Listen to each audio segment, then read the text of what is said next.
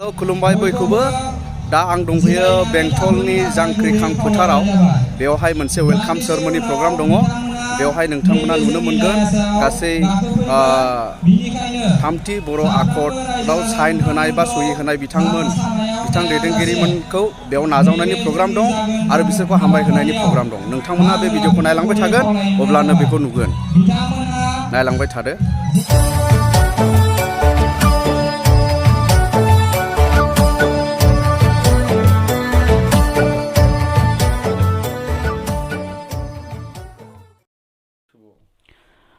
दा आङो थांगासिनो दं मेन स्टेजनि खाथियाव आरो नोंथांमोना नायनो हागोन मेन स्टेजखौ माबायदि बानायदों जे जायगायाव दैदेनगिरि बिथांमोन दिनैनि आलासिफोरा बेयाव जिरायगोन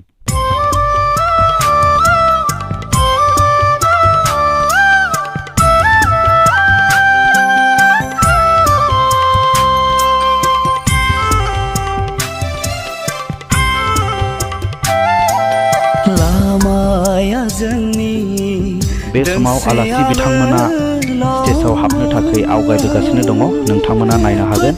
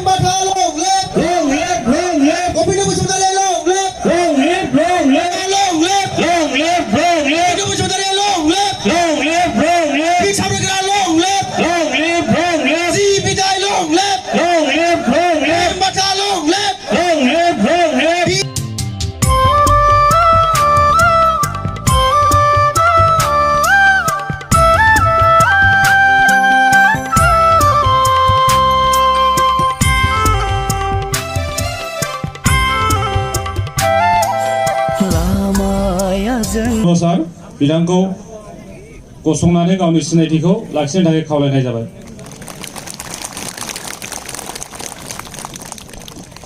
आरो नैथियाव जोंहा दङ एनडिबिपिनिनो गोविन्द बसुमतारी सार बिथांखौबो गावनि सिनायथिखौ लाखिनो खावलायनाय जाबाय आरो जोंहा बिनि उनाव दङ थामथियाव बि सावरायग्रा सार एनडिबिएस बिथांखौबो गावनि सिनायथिखौ लाखिनो थाखाय खावलायनाय जाबाय ओमफ्राय बेनि उनाव दङ जाहैबाय जोंहा जोंनिनो ओनसोलनि मानगोनां बिआर फेरेंगा सार बिथांखौबो गावनि सिनायथिखौ लाखिनो थाखाय खावलायनाय जाबाय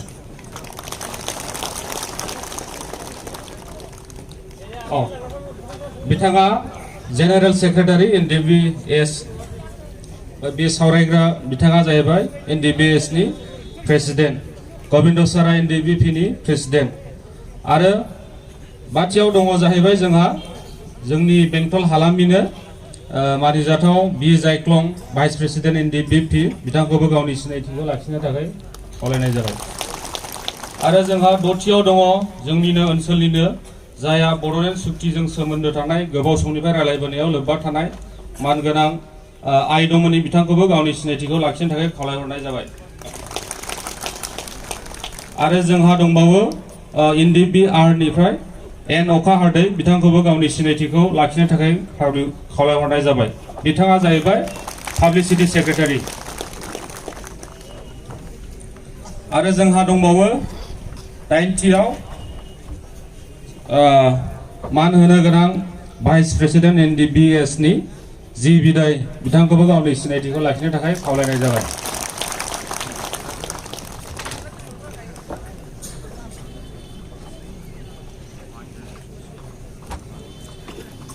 आरो बिनि उनाव दङ जोंहा एम बाटा NDBS नि ससियेल सेक्रेटारि बिथांखौबो गावनि सिनायथिखौ लाखिनो खावलायनाय जाबाय। आरो जोंहा दंबावो जोंनिनो ओनसोलनिनो मानिजाथाव जोंनि बेंटल कलेजनि प्रिन्सिपाल सार डक्टर रनजित नार्जारी सारखौबो गावनि सिनायथिखौ लाखिनो थाखाय गुरै खावलायनाय जाबाय।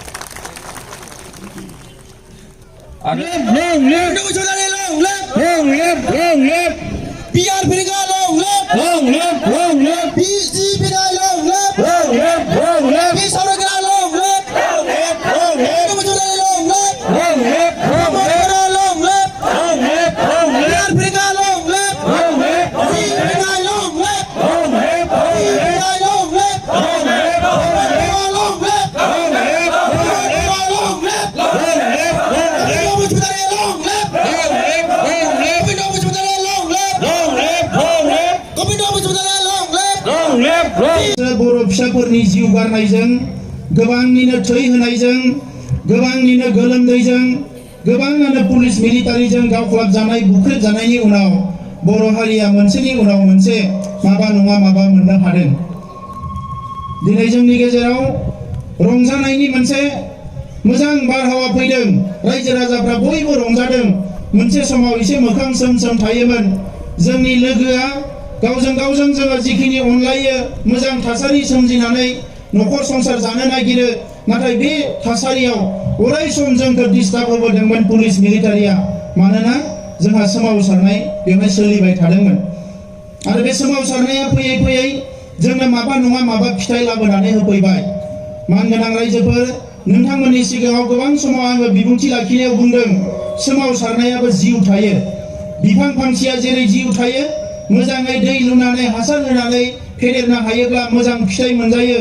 सोमावसारनायाबो जिउ थायो। जाय हारिया सोमावसारनायखौ जोथोन लायो, जाय हारिया सोमावसारनायखौ अनो, जाय हारिया सोमावसारनायनि थाखाय गावखौनो बावसोमनो हायो, बे हारिनो सोमावसारनायाबो जांख्रिथायाबो माबा नङा माबा लाबोनानै होफैयो।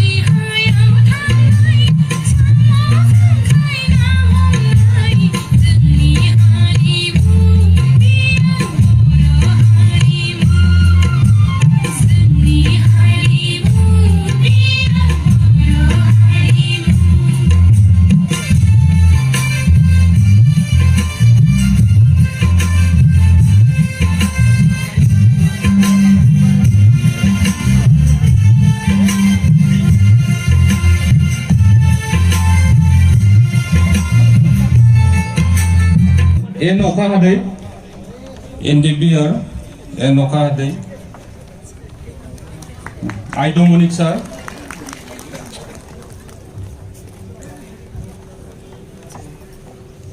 Ji Biday M Bata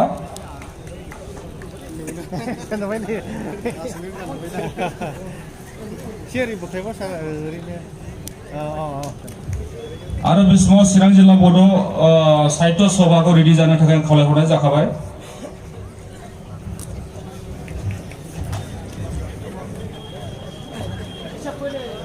जि बिदाय सार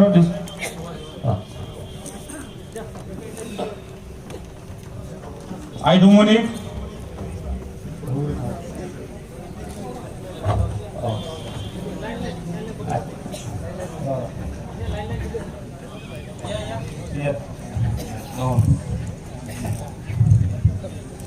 चिरां जिल्ला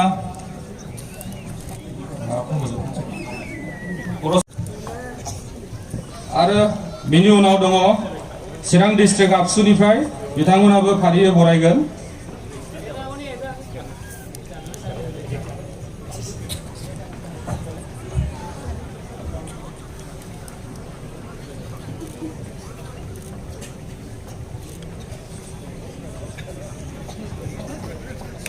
चिरां डिस्ट्रिक्ट दुलाराय बर' फरायसा आफादनिफ्राय बरायगोन।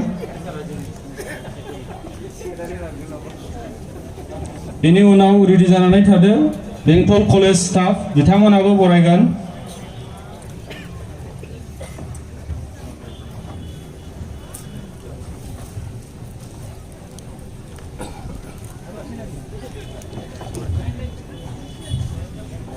बेंटल कलेज स्टाफ बिथांमोनखौबो फैनो थाखाय खावलायहरनाय जाबाय। सिगाङावनो मान होदो अननानै समा गुसुंथार जोंहा।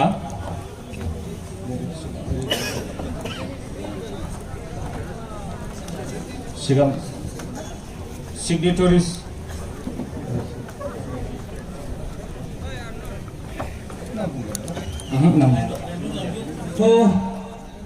बयबो आंखौ नायनो होननानै नेबाय थादोंमोन। हयथ' बिनि गेजेराव आंखौ बांसिन सिनायनोबो हागौ, आं बेखौ फोथायनाय दङ। दिनै आं बे जौसाङाव गावखौनो मोनसे मेहेरगोनां नङालासेनो मोनसे हिस्टरिक टेस्टिमनि बा हिस्टरिक रेकर्डआव आंबो थानो मोननानै आं गावखौनो जोबोद लाखि होननानै सानो। दिनै आं गोबां रेकर्डनि बाथ्राखौ दहाय एसे आवगायनि सिगां जोंनि एबसुनि आफादगिरि मानगोनां प्रमद बर'आनो रोखायै बुंनानै थांबाय। दा आं माखासे बाथ्राखौ बुंनो सानदों। दिनै जों बावैसोनि गेजेरावनो फैनानै जों दिनै मानो रेकर्डखौ जों खालामखो नोंथांमोना सारप्राइज जानो हागौ, सोलोंनो हागौ। नाथाय बाथ्राया ओरैबायदि 1.5 year एक बोसोर आधानि सिगांनो इन्डियान सरकारजों जों सावरायबाय थादों, जगा दंबाय थायोमोन। गोबाव बोसोरनिफ्रायनो सेभारेल टाइम्स सावरायबाय थानानै आजिखालि वाट्सएपफोरजों जोङो मोजाङै सोमोन्दो लाखिबाय थादों। बे सावरायनायनि कन्डिशनानो जाहैबाय जों माखासे जोंनिफ्राय कन्डिशन होदों, जाय कन्डिशनखौ सरकारा नाजावोब्ला गनायोब्ला जोंबो फरेनाव थानाय म्यानमाराव थानाय गासै जोहोलावफोरा ओंखारजोबनानै मेन स्ट्रिमाव बा जोंबो साइन हाइकर्टआव खालामनानै जोंबो गोजोन रायजो राजाजों गोरोबनानै थाहैनो गोसो होननानै जों प्रप'जाल हरदों। थिग बेबायदि गोबाव सावरायलायनायनि गेजेरजों बोसोरसे 1.5 बोसोरनि सावरायलायनायनि गेजेरजों जोंनि नेशनेल काउन्सिलाव थांनाय नभेम्बराव जों फाइनालथि डिसिसन लायो जे इन्डियान सरकारा जोंनि प्रप'जाल होनायखौ खोनासंबाय। बेखौ आं बिसोरखौ कनभिन्स खालामना बिथांमोना आंखौ रोखायै सापर्ट खालामो।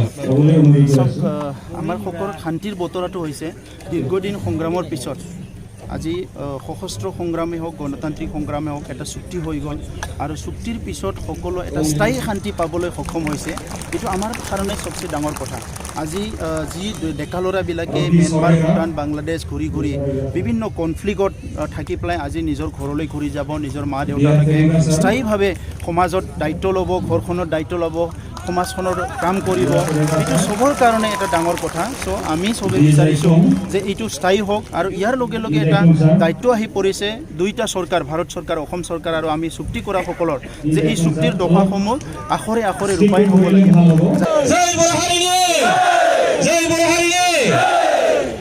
आरो दानो बे समाव जोंहा मोनसे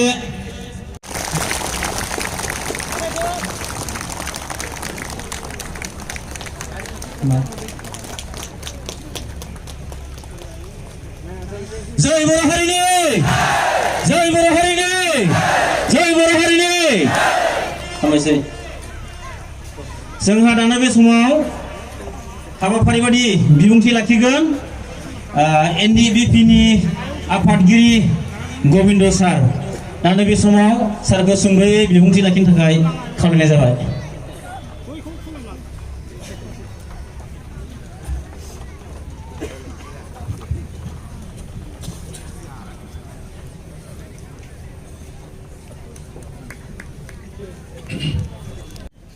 दिनै बर'फोरनि थाखाय मोनसे रंजानायनि बोथोर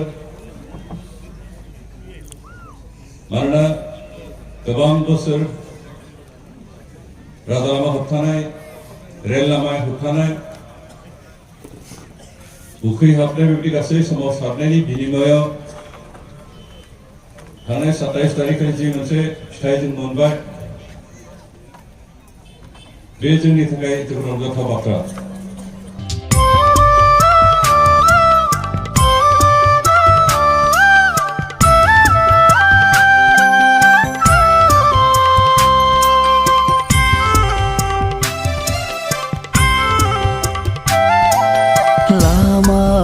जोंनि दोंसेयानो ल'मोन फोथाय खेबस' अनागारि सुथुरनि हेंथायै लामाया जोंनि दोंसेयानो ल'मोन फोथाय खेबस' अनागारि सुथुरनि हेंथायै जांख्रिथायनि अख्रां गोमसारनाय होख्रावनाय हारि उदांस्रिनि देरहासार जारिमिन बुहुमाव सोरजिनो जों खौसेयैनो दावहाथिलियाव जुजिबोदोंमोन गोख्रों जांख्रिखांदोंमोन गोख्रों जांख्रिखांदोंमोन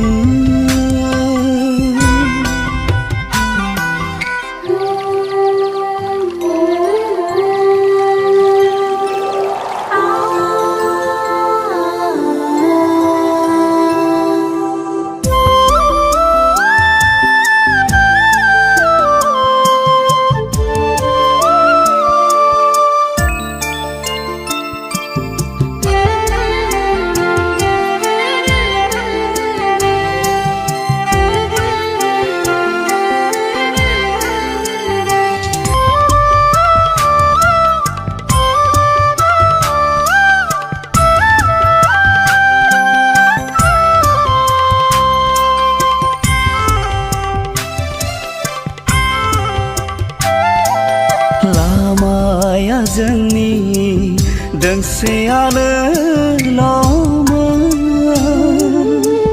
फोथाय खेबस' अनागारि सुथुरनि हेंथायै लामाया जोंनि दोंसेयानो ल'मोन फोथाय खेबस' अनागारि सुथुरनि हेंथायै